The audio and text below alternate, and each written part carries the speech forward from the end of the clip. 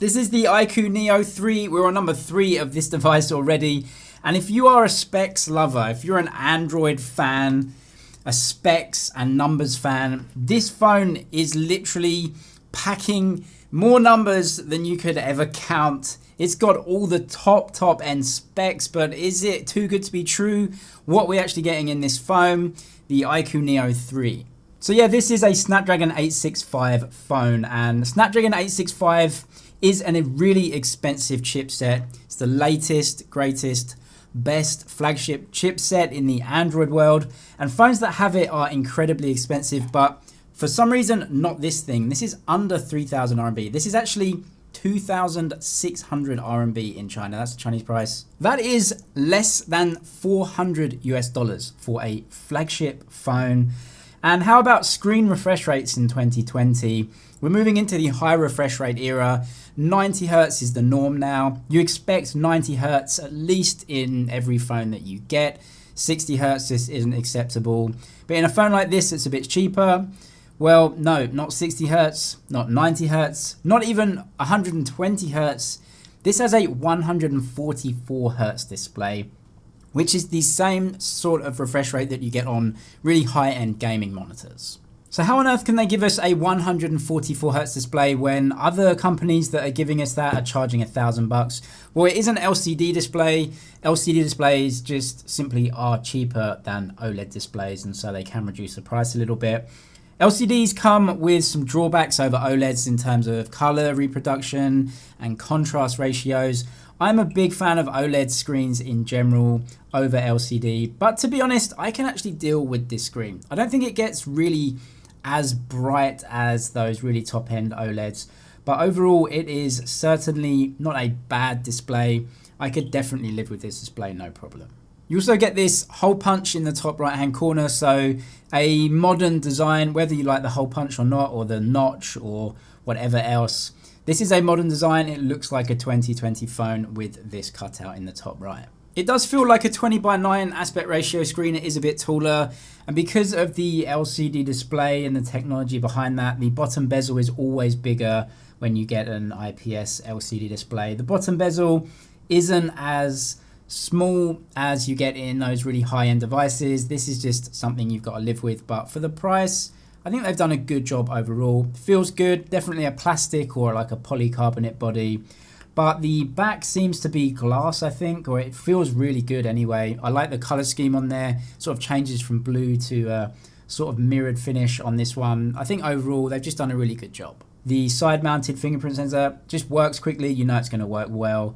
They do have a headphone jack on here, which I think is a good thing. It's definitely something that the type of audience that would go for this phone would want. If they're into gaming, they might want to put some good headphones in there so they can actually get a good experience when they're gaming. Stereo speakers on here as well, which when I did play PUBG are very good. Very loud, even at the top end. Stereo speakers are a must in a gaming type of phone. They've got it in this one, so that's another box ticked.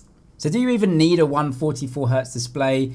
Honestly, when you're scrolling through like social media and stuff like that, I think the difference between a 90 Hertz and a 144 Hertz display maybe is a bit less. But if you're going to go for a phone with a high refresh rate display, I guess in the Android world, you may as well just get the highest refresh rates. There are definitely some cool options in this phone though, like the monster mode in the settings, which users of this phone are going to want. It basically turns up all the power settings of the processor so it maxes it out. You'll get worse battery life with it, but you can choose everything. Also, a really good thing with the screen refresh rate is that you can choose all the options, which for some reason other phones don't give us. So 144, 120, 90, 60, it's all there, you can choose it.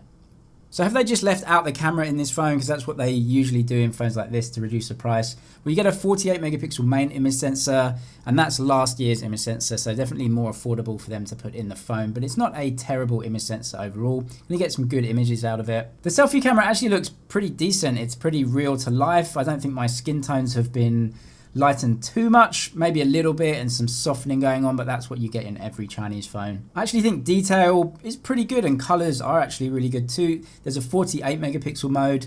The normal photos are 12 megapixels. Video on here as well, it can go up to 4K video, but only on the main camera and the zoom lens, and that's not a zoom lens, that will just be cropping into the main image sensor if you want to shoot in 4K. If you want to shoot off the ultra wide camera, you have to switch it down to 1080p. The ultra wide doesn't have enough resolution to shoot in 4K, so that is something to note about the phone. Video as well, I think the colors are pretty good, but there doesn't seem to be much stabilization on here. Definitely no optical image stabilization to help with video stabilization, so it's something to note. With these sorts of phones, the cameras are okay, serviceable, but definitely these aren't camera phones, these are gaming phones, and all the gaming stuff is definitely here. Playing PUBG, definitely no issues. The highest settings overall, all the high refresh rate settings, best flagship processor for Android. You have no issues with here. A good screen, stereo speakers. It is an LCD, but I think when you're playing games, that sort of fades away and you just sort of get immersed in the game. This is the first one of 2020 that I know of. The real cheap flagship phone, giving you the absolute top end specs. Flagship processor, loads of numbers, high refresh rates, high megapixel cameras, but for a really low price as well. So definitely an interesting phone. It's going to interest a lot of people, I'm sure. Let me know what you think in the comments about the iQOO Neo 3. Subscribe for the latest tech news and videos. That's it for now. I'll see you in the next one.